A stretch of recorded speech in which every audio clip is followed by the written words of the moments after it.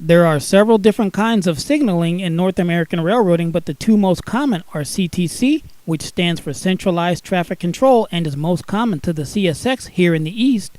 The other is ABS, which is Automatic Block Signaling and is most common to NS. Although they have their differences, the one thing that both systems have in common is a high green.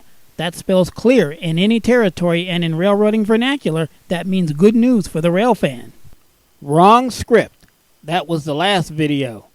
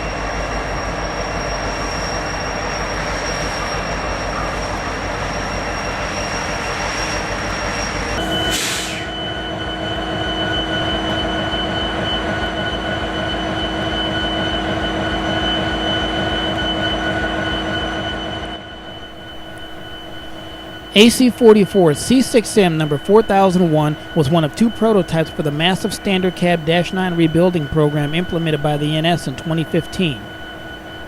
Their special blue and gray paint scheme was like no other, but in April of 2017, the 4001 was wrecked, and although currently being rebuilt, the unique thoroughbred main paint will give way to the basic Norfolk Southern black.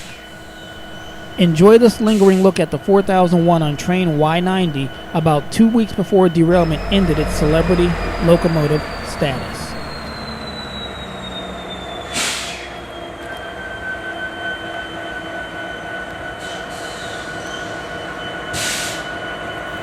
Well, that monologue did not age very well. As it so happened, the 4001 was indeed repaired and repainted back into its dynamic blue and gray with gold trim livery. Fast forward 8 years to May 1st, 2025. It's a stunning spring day in northeastern PA, and we're waiting on that same dynamic blue and gray with gold trim Sonic Bonnet number 4001 to make its way south on the newly minted Binghamton, New York to Enola, Pennsylvania, train H61. If you're new to this channel, the H61 is a local train symbol that replaced the road train symbol 11Z. The Z train, not to be confused with the high-priority intermodals on other railroads, was the straight line that we followed on our railroading journey through northeastern Pennsylvania for nearly a decade. Before that, it was the train 11R for about as long. Before we dive deep into the blue, I first wanted to touch on the green in this scene. Take a look at that bright green motor coach down there. That's what's known as a Flixbus. The Flixbus is big in Europe, but it's still getting its feet under itself here in the United States, and for good reason based on what I've seen. To say that it doesn't quite have its act together yet is quite the understatement. It has a bad reputation for being 1 to 2 hours late, a reputation that I can certainly vouch for. But it does offer incredible convenience by going to places that other coach services don't go. This sounds nice until you realize that there's no signs on the buses that tell you where they're going. That's not so bad here in Scranton, Pennsylvania, where there's only one Flixbus at a time in town. But it's total chaos in New York City, where there are many Flixbuses around and where I had a friend take one to here. The main problem with the Flixbus service, outside of the chaos and the chronic delays, is that it picks up and drops off its riders on street corners and in parking lots with no signage or facilities. And that's what I wanted to show you here. If you or someone you know ever decides to take the Flixbus into or out of Scranton, Pennsylvania, this is where you're going to get picked up at or dropped off at. A parking lot on Luzerne Street about a mile from downtown and the main bus terminal. The bright side is that if you're a rail fan and get lucky enough, you might catch a Norfolk Southern or Delaware Lackawanna train while you're waiting. The Sunbury line is just a few hundred feet away. All that said, don't know what made today's DL3 so special, but for whatever reason, the rail fans were really out for this train. 4 or 5 of them from what I counted. Now, back to the blue. Today's Hotel 61 is a one-unit wonder train pulling a really short manifest to Enola. The 4001 in charge came into Binghamton on a train from the west, Now it's moving south. In common, but not guaranteed fashion, the blue and gray came up the very next day with some additional blue and red locomotive power.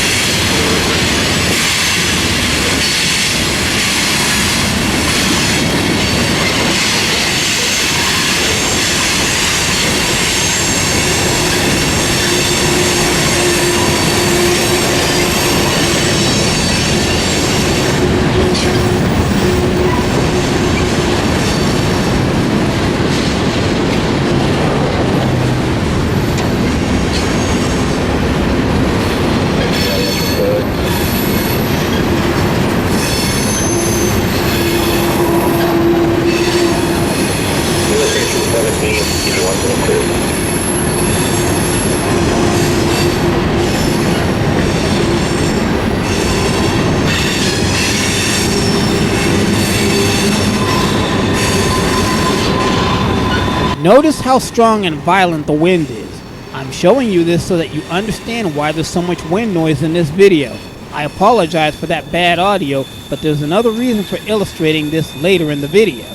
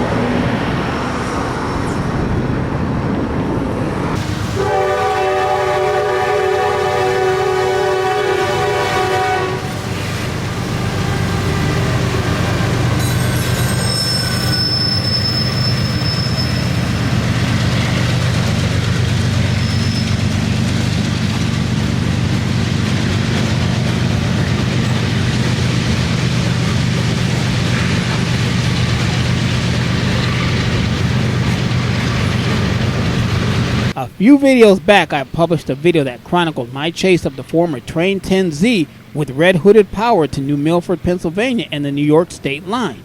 And in addition to the R.J. Corman locomotives that were being delivered to the red hooded railroad of Pittston, Pennsylvania and Owego, New York, there was another locomotive of interest in the consist of today's northbound train, as well as a freight car of interest as well.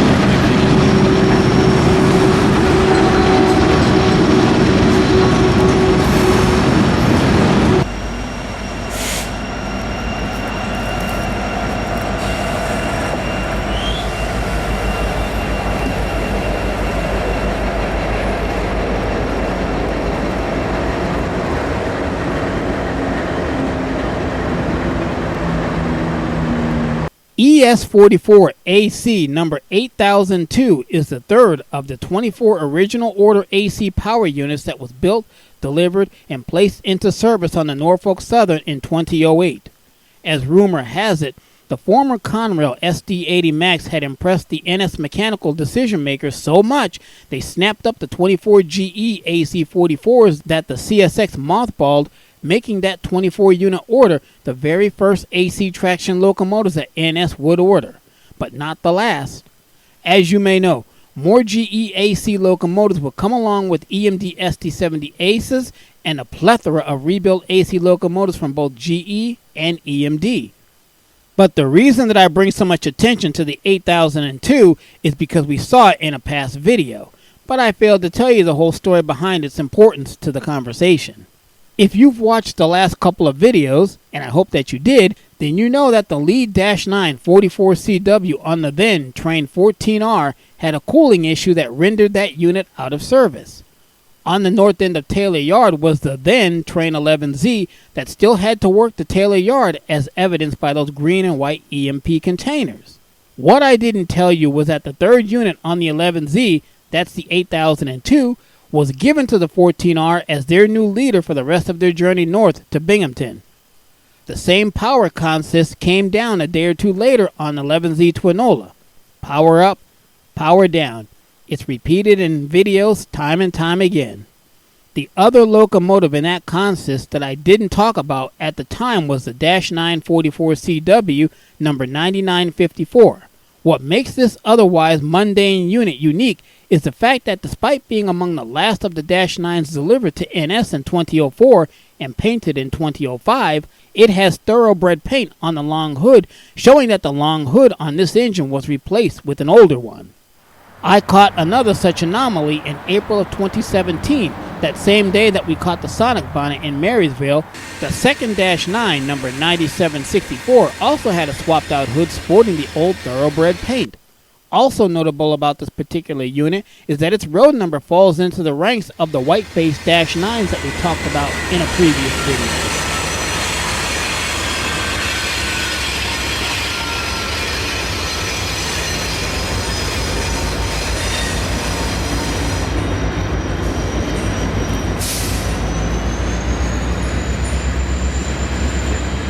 Back to the future in 2025, we see Miss Connie shoving hard on train H60.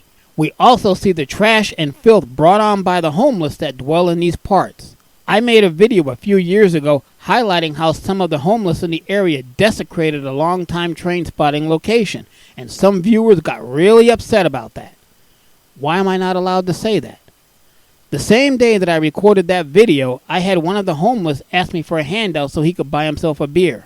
I gave him $5, and there were no cameras rolling and nobody saw me do it, and the only reason you know is because I just now told you. To illustrate what this area was like before the trash and pollution, let's go back to 2017 again, April 10 this time, 10 days after we caught the 4001 down in Marysville. The very last Ringling Brothers and Barnum and Bailey Circus train made its way through the region en route to Albany, New York and the New England states. Although there was some trash lying around, and I'm seriously surprised that I didn't bother to pick it up and move it out of the frame, it's nothing compared to what we'd see in the later years to come.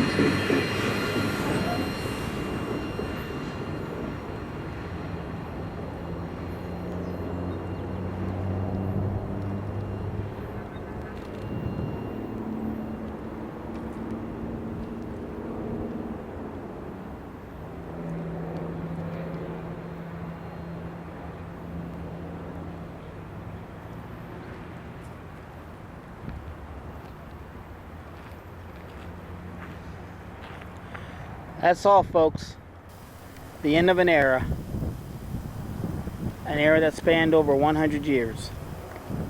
But the circus train wasn't the only railroad celebrity that day. Later in the evening, Then southbound Binghamton to Northumberland train 10A came down the line with the 4001 and 1036 that we saw in Marysville, still joined at the hip after nearly 2 weeks. And in typical 10A and 11A fashion, the same power came back up the line the very next day.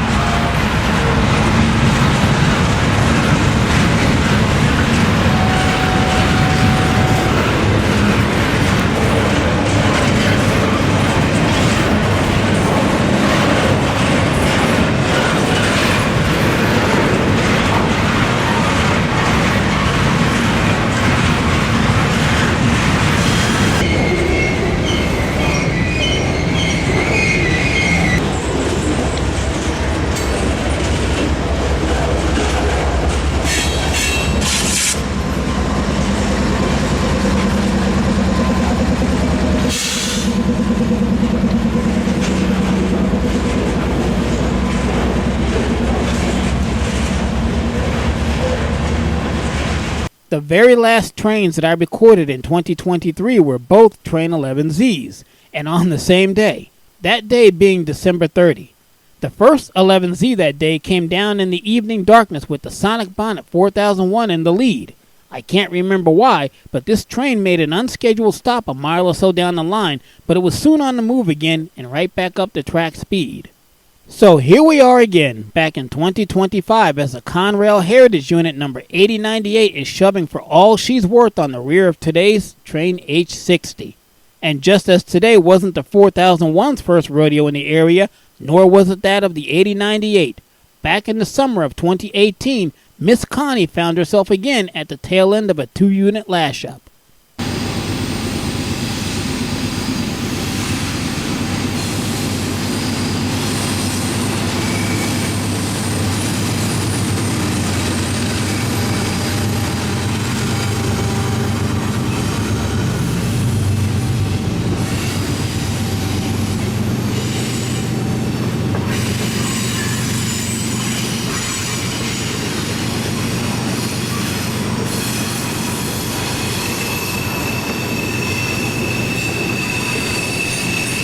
Our last train for this volume is the Train 14R out of Enola Yard. We've come to expect underpowered trains out of Allentown, but now it seems that Enola wants to get into the act by setting up 7,000-foot-long giants like this 14R with only 2 units up front. The buzz over the radio was that they had to keep this train moving over the last 30 or so miles because they were afraid that they might not get it moving again if they stopped it anywhere upgrade. We took a lingering look at the toughest 30 miles on the Sunbury and River lines a few videos back. Most specifically, Milepost 692, the home of a newly placed defect detector, Milepost 682, the home of the notorious Yatesville Hill, CP 672, the hottest railroad junction in NEPA, and the start of the treacherous 10-mile climb to Clark Summit, and lastly, but certainly not least, milepost 662, home of the Glenburn defect detector.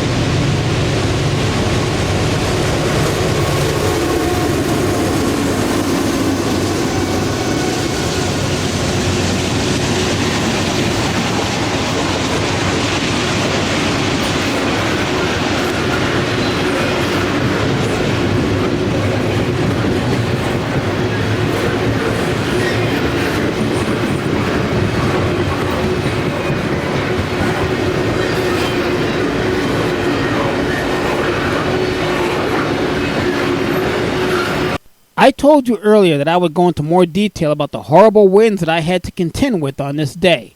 Because of those strong winds, I crashed my drone for the very first time. While trying to bring the drone back home, the winds were so strong and so violent that the drone decided to make an emergency landing. Fine. Not so fine was where the drone decided to land. And while I tried with all of my might to wrangle the drone around to a safe landing spot, the drone went where it wanted to and boom! Right into a tree limb. Thankfully, there was no damage to the drone. Before my flight was so abruptly canceled, I managed to follow Big Blue up the hill for a while until a cloud zapped me and ended the chase. And now for some bonus footage. I wasn't able to show you the unedited clip of H60 in the first round, but did you notice this cut of former Maryland Midland 2-bay covered hoppers? If so, you might also have noticed that one of the roof hatches was open and standing upright. Don't know what that was all about, but it definitely got my attention as the train rolled by. Despite talking about Norfolk Southern's gondola cars a couple of videos back, something that I was not able to talk about was this particular NS gondola, or rather its cargo. They appear to be brake drums or some other type of wheel assemblies for cars and trucks. Having lifted them, I can tell you firsthand that they're a lot heavier than they look.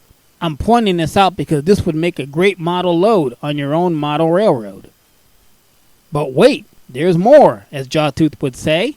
And in the grand old tradition of trains that are too long being powered by lash-ups with too little horsepower, here's a jewel from 5 years ago. March 15, 2020 to be specific. 2 EMD SD70s, one rebuilt and one factory stock, tackled a 10-mile climb to Clark Summit. Remembering this is 2020, right on the cusp of DPU operations over the line, I was expecting a DPU somewhere in the middle of this train. Instead, the 270 series EMDs handled the upward assault by their lonesome, demonstrating the awesome power of today's high-tech diesel locomotives.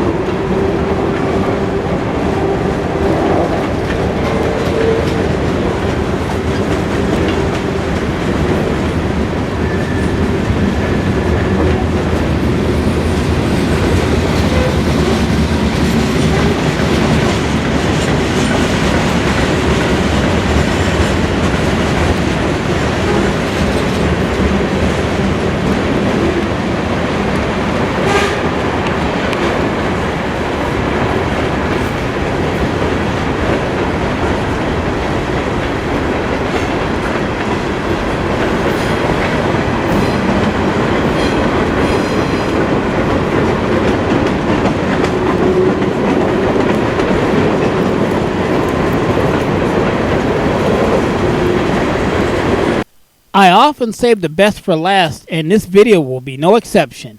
Yet another H60 on May 7, 2025 with the 1x1 locomotive power combination. This train is more than 10,200 feet in length and gave the two DC to AC rebuilds a serious run for their money. In fact, it was questionable if the train would make it up the grade. To my surprise and admiration, those two soldiers performed most admirably, lifting this monster train up and over the summit near milepost 662. The best part was when the EMD SD70 ACC came roaring by, putting every bit of its tractive effort to good use.